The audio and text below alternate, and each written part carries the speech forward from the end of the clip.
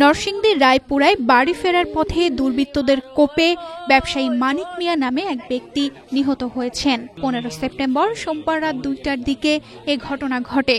নিহত মানিক মিয়া মুদি মালামালের ব্যবসায়ী ছিলেন। রাস্তায় গলাকাটা অবস্থায় তার লাশ উদ্ধার করা হয়েছে।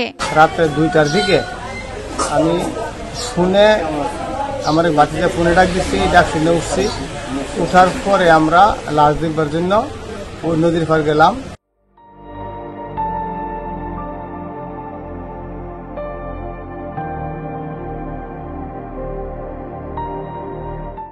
নদীর পাড় গিয়ে লাশ দেখলাম।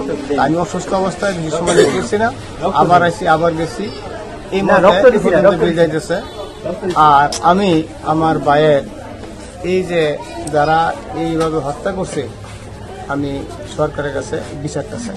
ফোন দিতে মনে হয় ঘুমাই গেছিল, পরে হুট করে আবার 1টার দিকে ওইটাতে আসে নাই, না আসার দিকে পরে ধরে গেছে, গিয়ে দেখে রাস্তাতে পড়ে আছে, সন্ত্রাসী হামলা দিয়ে মাইরা ফেলাই থেকে গেছে।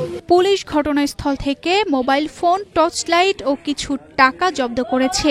অতিরিক্ত পুলিশ সুপার সুজন চন্দ্র সরকার জানান, নিহতের গলার পেছন দিকে ধারালো অস্ত্র দিয়ে কোপানো হয়েছে। হত্যায় ব্যবহৃত অস্ত্র এখনো পাওয়া যায়নি। পেছন দিক দিয়ে কোপ দিয়েছে আর কি, গলার পেছন দিকে। এখন পর্যন্ত সেরকম কোনো ক্লু পাইনি আমরা। না, উদ্ধার বলতে সেরকম কোনো কিছু না, অস্ত্র কোনো কিছু পাওয়া যায় নাই।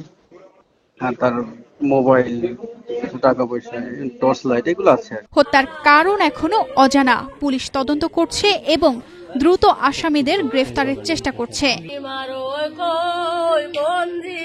কাঞ্জিদা রহমান, ইনায়া, বাংলাদেশ প্রতিদিন।